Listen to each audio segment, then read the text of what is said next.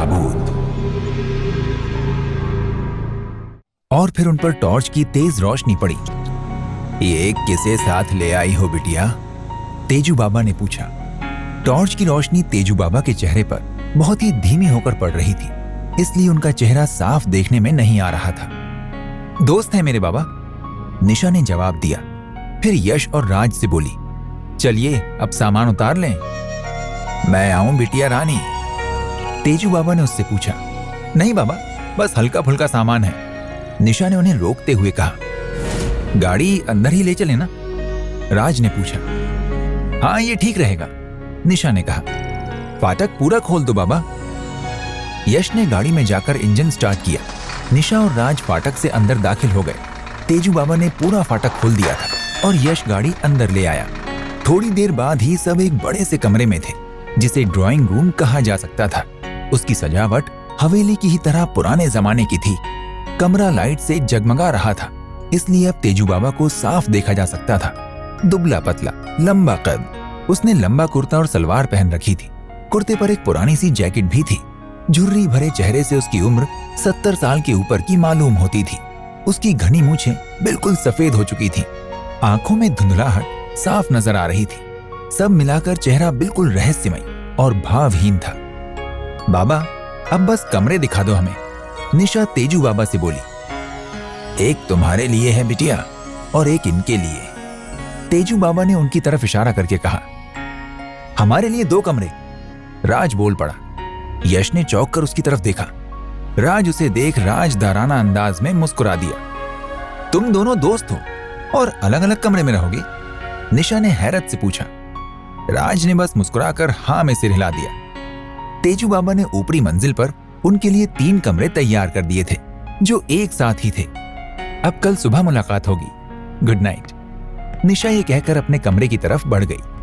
Good night, मैं सामान रखकर अभी आता हूं तुम्हारे पास, यश ने कहा। तेजू बाबा उन लोगों को छोड़कर जाने लगे। उनके चलने का अंदाज बड़ा ही अजीब सा था। एक नजर में ऐसा लगता था जैसे उनके पैर जमीन से लगे बिना ही उठ रहे हों और वो आगे बढ़ रहे हों। ये देख राज को निशा की बात याद आ गई, जो उसने तेजू बाबा के बारे में कही थी कि जैसे वो इंसान नहीं कोई आत्मा हो। जाने से पहले तेजू बाबा ने उन तीनों से ही खाने के लिए पूछा भी था, लेकिन उन तीनों के ही पास एक टाइम के खाने का इंतजाम था। राज ने अपने कमरे में पहुंचकर छोटे से बैग से खाने पीने की चीजें निकालकर एक तरफ रखी ही थी कि यश आ गया और आते ही उसने सवाल दाग दिया। ये अलग अलग कमरे की तुम्हें क्या सूझी? हाँ, कल भी यहीं रुकेंगे। राज की मुस्कुराहट रहस्यमयी थी। मैं अलग अलग कमरे की बात कर रहा हूं और तू? इस पर यश ने चिढ़कर कहा। इसीलिए कि शायद तन्हाई में बात करने का मौका मिल जाए, राज ने उसकी आंखों में देखते हुए कहा। किससे तन्हाई में बात करने का मौका? यश कंफ्यूज था। निशा से, राज उसकी आंखों में देखता हुआ मुस्कुराया। क्यों? यश ने उसे घूरते हुए सवाल ठोका। क्योंकि मुझे वो अच्छी लगने लगी है भाई, राज ने बाईं आंख दबाई। बहुत अच्छे, यश ने लंबी सांस ली। चुड़ैल याद नहीं रही? उसने उस पर व्यंग किया। उसके बारे में इतना कुछ सामने आ चुका है कि अब इस जालिम हसीना को चुड़ैल कैसे समझा जा सकता है? राज ने सीने पर हाथ रखते हुए मुस्कुरा कर कहा।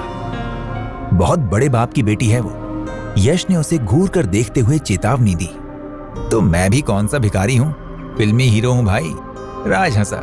सुना नहीं, गाड़ी में वो मेरी खूबसूरती और हैंडसम होने की तारीफ भी कर चुकी है। अच्छा, तो इसका मतलब तूने ये ले लिया कि उसे तुझसे इश्क भी हो जाएगा, यश ने ताना मारा। अच्छा अब दिमाग मत खा मेरे भाई, जाकर आराम कर, मैं भी बहुत थक गया हूं, राज ने चिढ़कर कहा। कोई उल्टी सीधी बात मत कर बैठना उससे, यश ने उसे चेतावनी देने वाले अंदाज में कहा और जवाब सुने बगैर कमरे के दरवाजे की तरफ तेजी से बढ़ा। उसी वक्त कुछ ऐसी आवाज हुई थी जैसे कमरे के बाहर कोई हो। कौन है? यश ने तेजी से आगे बढ़कर दरवाजा खोला। कौन है भाई? राज भी उसकी तरफ बढ़ा। यश कमरे के बाहर खड़ा इधर उधर देख रहा था। वो बोला, ऐसा लगा जैसे यहां कोई हो। वही आत्मा होगी, राज हंसा। निशा ने कहा था ना उसके बारे में, भूल गया? मैं सच कह रहा हूं, यश ने गंभीरता से कहा। ये मेरा भ्रम नहीं हो सकता। ठीक है भाई, अब जाकर आराम कर, राज ने कहा। मेरा तो बदन टूट रहा है थकान से। यश ने फिर कुछ नहीं कहा और कुछ कदम आगे बढ़कर अपने कमरे का दरवाजा खोलने लगा। राज भी पलटकर अपने कमरे में आ गया और बिस्तर पर जा लेटा। यश अपने कमरे में जाकर सुकून से नहीं रह सका था। चिंतित सा बेचैनी के साथ टहलता रहा। उसे बार बार ये विचार आ रहा था कि राज के कमरे के दरवाजे पर कोई था और वो जो कोई भी था वो छुपकर उसकी और राज की बातें सुन रहा था। छुपने वाली बात यश के दिमाग में इसलिए आई थी कि वो जो कोई भी था आश्चर्यजनक रूप से पलक झपकते ही गायब भी हो गया था। इतनी तेजी से गायब हो जाना कोई मामूली बात नहीं थी। यश के विचार से इतनी जल्दी कोई इस तरह गायब हो ही नहीं सकता था, क्योंकि उसने बहुत तेजी से दरवाजा खोला था। उसे 2-3 सेकंड भी नहीं लगे थे। तो क्या ये उसका भ्रम था कि वहां कोई था? अचानक ही यश के दिमाग में निशा का वो जुमला गूंज गया जो उसने तेजू बाबा के बारे में कहा था। मुझे वो कोई आत्मा लगने लगे हैं। ये सोचकर ही यश को झुर्री सी आ गई थी और फिर एक धमाके की आवाज सुनकर वो जोर से उछल पड़ा। इसके अगले भाग में आप सुनेंगे कि वो धमाका क्या था। क्या राज निशा से तन्हाई में मिल पाता है? यश ने दरवाजे पर किसकी आहट सुनी थी? क्या तेजू बाबा का इससे कोई संबंध था? क्या होता है आगे सुनते रहिए सिर्फ ऑडिटेल्स पर।